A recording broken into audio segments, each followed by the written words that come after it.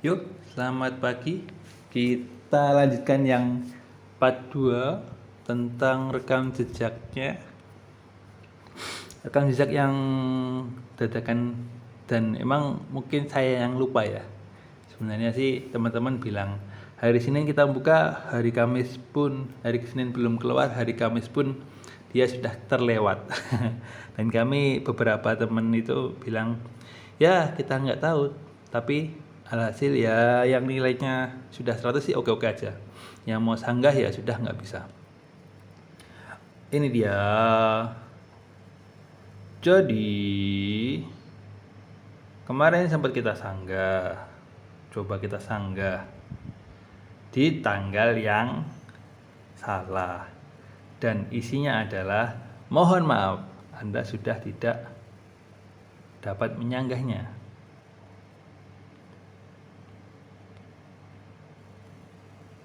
Ya sudahlah, gimana lagi. Terus untuk pengumumannya ini kita akan bongkar, coba kita download lagi. Kalau download terus ya agak apa-apa sih. Ini kan penambahan nilainya adalah 50, 100 sama 25. Jika nambah nilai itu sangat membantu untuk menunjang keberhasilan kita lolos dari CPNS ini. Kenapa? Karena jika pesaing kita itu tidak mempunyai rekam jejak, seolah-olah nilai kita akan melompat. Bagaimana penghitungannya? Mari kita hitung. Jadi, kita akan buka pengumuman yang lama. Yang lebih lama pengumumannya yaitu di sini. Pengumuman pertama kali pembukaan pengumuman penerimaan calon pegawai negeri sipil Kementerian Kesehatan tahun 2019. Sorry. Di sini ada beberapa informasinya. Ini persyaratannya. Ini tata cara pendaftarannya. Dan mana tadi? Ini adalah materinya. Oke. Ini adalah cara penghitungannya. Itu. Cara penghitungannya adalah seperti ini. Jadi, SKB pertama kita udah lolos. Oke, itu nilainya adalah 40%. Kita save dulu 40%. Jadi, fair-fairan semuanya 40%. Oke, fair. Meskipun punya rekam jejak atau enggak. Terus yang kedua adalah ketika nilai SKB itu keluar, nilainya seperti ini. CAT, cat atau kucing itu tadi yang kita kerjakan kemarin, sistem online-nya itu nilainya adalah cuma 60%. Kenapa 60%? Harusnya itu gabung sama 40%-nya SKD, selesai. Cuma karena ada EBA, IBA itu berarti itu adalah wawancara. Berarti tambah 20%. Terus ada rekam jejak atau 20% lagi. Totalnya adalah 100%. Nah, jika nilai SKB untuk dosen beda lagi. Ada wawancara, ada brain assessment itu toh, EBA itu. Terus ada yang praktek kerja 30%, terus rekam jejak 20%. Itu beda lagi, itu 100%. Nah, anggap saja cara mudahnya adalah anggap saja untuk SKB-nya itu kita 60% dan andaikan kita hitung yang bukan dosen ya, yang mudah itu tambah 20%. Berarti kita cara baginya adalah penambahan rekam jejak nilai, total nilai SKD, SKB dan rekam jejak dibagi 120%. Apakah seperti itu? Kalau seperti itu, untuk yang tidak memiliki rekam jejak kan tidak tambah 20%.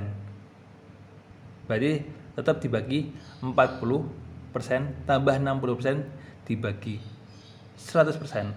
Itu nilai aslinya. Tapi kalau dengan penambahan 20% di angka 100 atau angka yang maksimal di rekam jejak, Anda akan melompat lebih tinggi menjadi ranking di atasnya yang tidak memiliki rekam jejak. Anggap saja nilainya adalah 20 dari 100. Jadi jika Anda nilainya 60, sedangkan pesaing Anda hanya terpaut angka 5 soal, 4 soal, 3 soal, kemungkinan besar Anda yang akan lolos. So, rekam jejak sangat membantu sekali. Di sini di pengumuman rekam jejak sama nanti. Nah,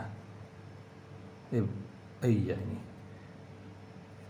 Jadi poin 11 di rekam jejak itu adalah kelalaian peserta dalam membaca dan memahami pengumuman menjadi tanggung jawab peserta.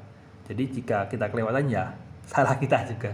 Ya udah nggak apa-apa kalau udah kelewatan, tapi ini masih kita harus menanti sampai tanggal 11 Oktober atau tanggal 12-nya nanti pengumuman untuk hasil rekam jejaknya atau nilai yang baru keluar adalah rekam jejak yang asli atau yang sudah disanggah.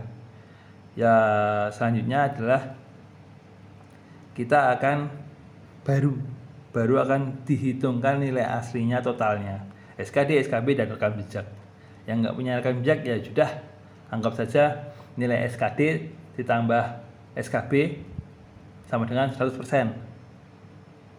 Untuk Kemenkes tanpa rekam jejak sangat terasa sekali karena kenapa? Tahun ini SKD-nya direndahkan lagi nilainya sehingga kebanyakan mereka berkompeten untuk lulus dari SKD. Dan setelah mereka lulus dari SKD, SKB bidang mereka lebih kompeten karena apa? SKB adalah hal yang selalu kita lakukan, hal yang selalu kita aktivitas sehari-hari kita ketika bekerja. Jadi untuk yang lolos tahun ini kemungkinan besar adalah yang punya rekam jejak. Tapi kalau rekam jejaknya hanya sedikit pesaing Anda masih punya kesempatan untuk lolos. Tapi kalau tidak ada kesempatan, tidak apa-apa, kita akan coba untuk review hasil akhir setelah ini. Kita akan melanjutkan ke part 3 untuk penghitungan benar-benar secara teliti, di mana ada rekam jejak untuk dosen dan untuk yang tidak dosen, di mana hanya untuk SKD dan SKB saja. Apakah begitu? Terima kasih. Mungkin segitu, ini banyak sekali yang punya rekam jejak dan nilainya 100. Wah, banyak sekali 100. Banyak Apple. Semoga saya diingatkan untuk menghitung secara teliti ini nilai setelah rekam jejak keluar nanti dengan pastinya. Kita akan hitung, kita akan dapat bocoran dari teman-teman kita yang ahli matematika untuk menghitung bagaimana sih cara menghitung nilai CPNS yang benar-benar dengan nilai tambahan seperti ini. Gitu. Emang udah banyak videonya, udah banyak video yang bertebaran. Coba kita sambungkan, apakah cocok cara penghitungannya atau itu hanya penghitungan kemarin ketika sebelum adanya pandemi. Karena sekarang adanya pandemi, ada beberapa tes atau ada beberapa yang tidak perlu diujikan di dalam Kemenkes ini, hanya beberapa saja. Contoh yang untuk brain test itu enggak masuk. Mungkin segitu dulu dari saya, dan jangan lupa untuk yang masih berjuang tetap membuka halaman ini.